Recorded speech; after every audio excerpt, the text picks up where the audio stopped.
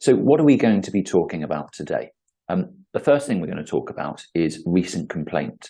How should the jury be directed on this? I'll discuss this in a bit of detail, and I'll just talk about the way that I dealt with this generally. Of course, every case is different, but as a general rule, I'll mention to you how I would have dealt with this in practice. Secondly, we'll talk about what the evidential value of the complainant's distress is when making a complaint.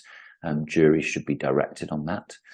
Thirdly, what the evidential value of the complainant's distress is when giving evidence. Of course, the complaint may well be made far closer to the alleged incident than indeed the evidence was given.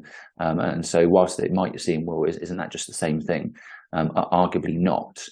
If one thinks about res gestae evidence, for example, the fact that the matter that they were describing was dominating their mind at the time, their distress at the time when making a complaint may be considered in a very different light by a jury, potentially, to the evidence that they give in the witness box, or indeed via their AB interview, which might be at a little greater distance than the initial recent complaint.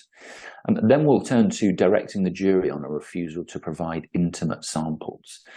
That's a matter which the jury need to be told about in the same way that they would be in relation to adverse inferences. Then we're going to talk about directing the jury on special measures. And we'll talk about some different special measures. Of course, we'll talk about the obvious, such as screens or AB interviews, for example. But we'll also talk about some other special measures, for example, where the trial judge may have said to the defence, may have absolved them of their responsibility to put the defence case to the jury. How should the judge deal with that in terms of directing the jury? And then finally, we'll talk about directing the jury on drunkenness and intoxication. I'm not going to dwell on that. The well-known case of Brie, I'm sure many of you out there have read it. I won't dwell on it for too long, but I do just want to highlight some points that the Court of Appeal made in that case. Indeed, I think it was Sir Igor Judge when he was the president of the Queen's Bench Division, as it then was, before, of course, going on to be the Lord Chief Justice. So we'll talk about that as well.